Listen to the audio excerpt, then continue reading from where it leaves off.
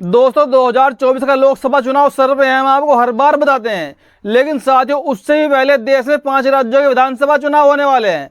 लेकिन साथियों एक सबसे बड़ी खबर आई है बिहार से। जी हाँ, बिहार के अंदर जब से बिहार की सरकार ने, पिछड़ों की सरकार ने जातिगत जनगणना के आंकड़े जारी किए हैं, या यूं कहें कि जातिगत जनगणना कराई है दोस्तों, तब से ही पूरे देश में खलबली मची हुई है। पूरी देश की राजनीति में भौकाल आ गया है। और साथियों अब नीतीश कुमार जी ने एक और ऐसा कारनामा कर दिया है जिससे हमारे देश के मनुवादियों की, जो हमारे देश की ऐसी पार्टी हैं जो यहाँ के बहुजनों को हक देना नहीं चाहती दोस्तों, उनकी सांसें अटक गई है। जी हाँ, बिहार के अंदर नीतीश कुमार जी ने एक ऐसा बिल पेश कर दिया है दोस्तों, एक ऐसा कोडा लागू कर दिया। जी हाँ, जिसको सुनकर इन लोगों का कालजा कांप उठा है। जी हाँ, बिहार की सरकार ने, वहां की कैबिनेट ने SC ST के लिए प्रमोशन में बिल का आरक्षण दोस्तों लागू कर दिया है। और दोस्तों इस खबर से पूरे के पूरे गोदी मीडिया पे सांप लौट गया है। उन्होंने इसकी एक भी खबर नहीं चलाई साथियों, क्योंकि जब से बिहार के अंदर जाति की जनगणना के आंकड़े आई हैं, इस बात को लेकर तब से ही घमासान मचा हुआ है और इस पर मोदी सरकार ने अब तक कुछ नहीं बोला है। और दोस्तों इस पर मोदी सरकार ने एक शब्द भी नहीं बोला है कि हम भी जातिगत जनगणना करवाएंगे। लेकिन दोस्तों लगातार बीजेपी के जो पिछड़े समाज के नेता है, जो दलित समाज के नेता है, वो लगातार बीजेपी के ऊपर प्रेशर बना रहे हैं कि साहब आप कब करवाओगे जातिगत जनगणना। लेकिन दोस्तों बीजेपी ने अभी तक इस पर कोई एक्शन नहीं लिया। और दोस्तों एक खबर बसपा के लिए बहुत अच्छी है। जैसे कि आप जानते हैं कि अर्चना गौतम जो एक दलित समाज की नेत्री है, एक अभिनेता है और साथ साथ कांग्रेस की भी नेता है दोस्तों, जब से उनके साथ में कांग्रेस दफ्तर पर हाथापाई हुई, बदसलूकी हुई, बदतमीजी हुई, उनके साथ मार पिटाई हुई दोस्तों, तब से ही अर्चना गौतम कांग्रेस के खिलाफ बोल रही हैं। और साथियों अब अर्चना गौतम ने कैमरे पर आकर बसपा सुप्रीमो बहन कुमारी मायावती जी की खूब तारीफ की, खूब चर्चाएं की, और उन्होंने ये तक कह दिया कि जब भी मुझको मौका मिलेगा बसपा में जाने का, उनके लिए कुछ करने का, मैं सबसे पहले आगे खड़ी हो जाऊंगी। तो साथियों से साफ साफ यही इंडिकेट होता है कि अब अर्चना गौतम बसपा की तरफ अपना रुझान करने वाली है, या ये कहें कि वो बसपा में आने वाली है। लेकिन दोस्तों जो बिहार के अंदर जातिगत जनगणना कराई नीतीश कुमार जी ने, वहां पर सरकार पिछड़ों की है, वो उन्होंने करवाई क्योंकि उनको पिछड़ों का दर्द पता है, बहुजनों का दर्द पता है कि उनका हक कौन खा रहा है। लेकिन दोस्तों इसका क्रेडिट पूरे रूप से जब से इंडिया वाला गठबंधन बना है, राहुल गांधी जी लेना चाह रहे हैं। राहुल गांधी जी बार बार इस मुद्दे को जगा रहे हैं कि हम पूरे देश में जातिगत जनगणना करवाएंगे।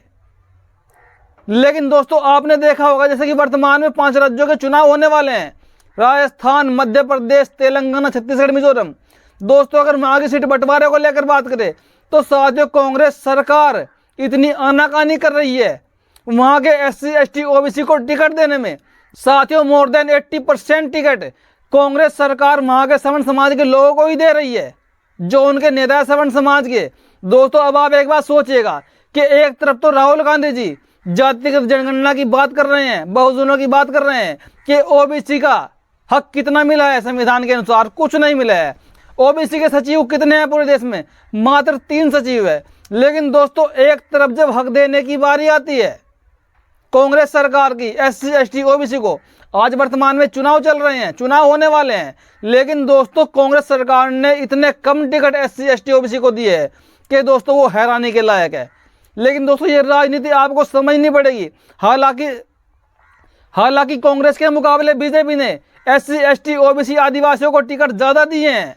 बीजेपी चाहे कैसी पार्टी हो, लेकिन वो SC ST OBC को टिकट देती है, चाहे वो उनको बोलने ना दे संसद में बैठकर, ये वो और बात है।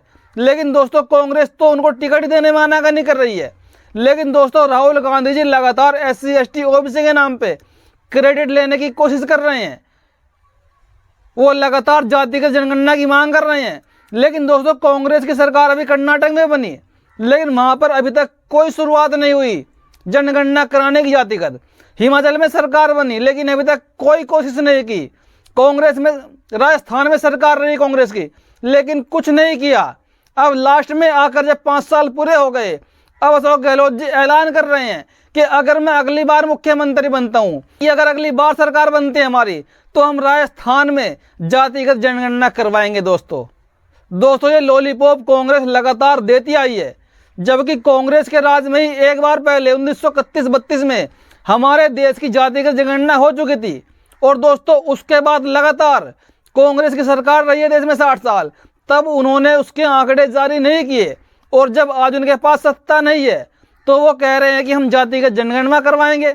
लेकिन दोस्तों मैं आपको साफ साफ बता दूं, जब तक केंद्र में कांग्रेस रहे या फिर बीजेपी रहे, दोनों की सोच दोनों एक ही तरह की है, दोनों की विचारधारा दोस्तों एक ही है। ये दोनों पार्टियां कभी भी SC ST OBC का भला नहीं कर सकती।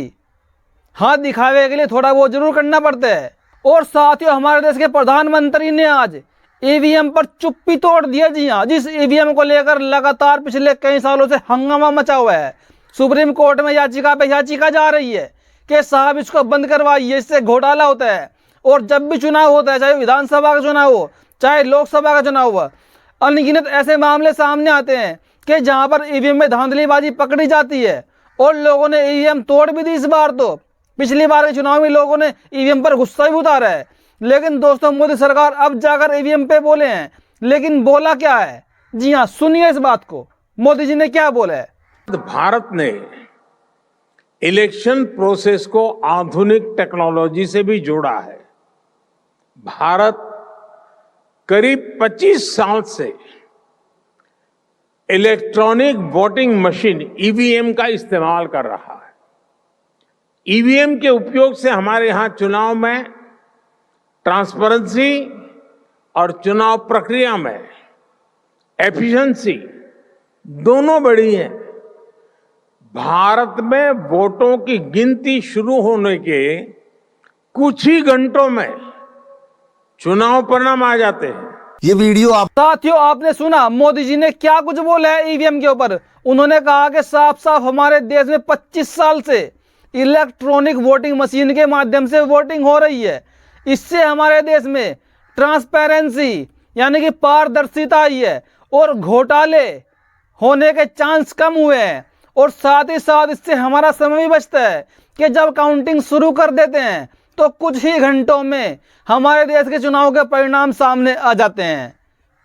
लेकिन दोस्तों एक सबसे बड़ा एग्जाम्पल अभी हाल ही में, हम ज़्यादा दूर नहीं जाएंगे, अभी जो 5 राज्यों के विधानसभा चुनाव होने वाले हैं वहां की तारीखों के ऐलान हो गए हैं। 7 नवंबर से दोस्तों चुनाव शुरू हो जाएंगे और दोस्तों उनके नतीजे आएंगे 3 दिसंबर को।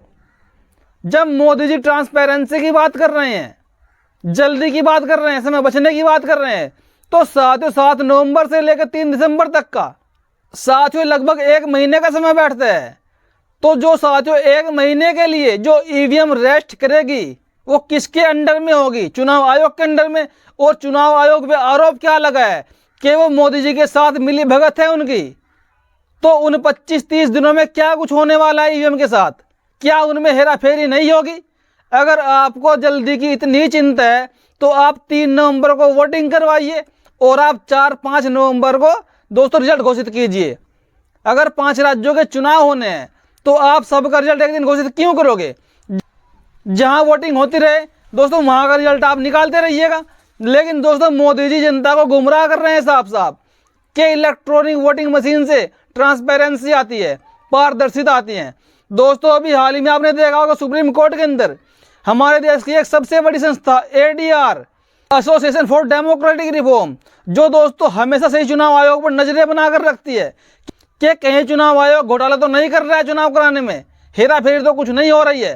साथियों उस ADR संस्था के बड़े वकील प्रशांत भूषण जी, उन्होंने बहुत बड़े बड़े खुलासे किए हैं और सुप्रीम कोर्ट में पहुंच गए हैं कि चुनाव आयोग की धांधलीबाजी बीजेपी के साथ लगातार जारी है। चुनाव आयोग के ऊपर लगातार कई तरह के सवाल खड़े हो रहे हैं। और साथियों एक खबर बसपा की तरफ से, बसपा सुप्रीमो बहन कुमारी मायावती जी ने होने वाले 5 राज्यों के विधानसभा चुनाव के लिए रैलियों का आगाज कर दिया। जी हाँ दोस्तों, बहन कुमारी मायावती जब राजस्थान, मध्य प्रदेश, छत्तीसगढ़, तेलंगाना में रैलियां करने जा रही हैं। जी हाँ, मुख्य रूप से ताबड़तोड़ रैलियां होंगी बहन जी की, क्योंकि दोस्तों आपने देखा बहुजन समाज पार्टी का गठबंधन मध्य प्रदेश में, छत्तीसगढ़ में GGP यानी गोंडवाना गणतंत्र पार्टी से हुआ है। और इस गठबंधन से दोस्तों बीजेपी व कांग्रेस खेमे में सनसनी मची हुई है, क्योंकि इस गठबंधन ने पूर्ण रूप से बीजेपी और कांग्रेस के समीकरण को बिगाड़ कर रख दिया है। और दोस्तों कांग्रेस और बीजेपी को ज्यादा टेंशन इन 2 राज्यों की हो रही है, छत्तीसगढ़ और मध्य प्रदेश। दोस्तों तेलंगाना के अंदर तो अभी हाल ही में कल हजारों लोगों ने बसपा का दामन थामा है। जी हाँ, भाजपा और बीआरएस के कार्यकर्ताओं और नेताओं ने उसको इस्तीफा देकर वहां से छोड़कर बसपा का दामन थाम लिया है।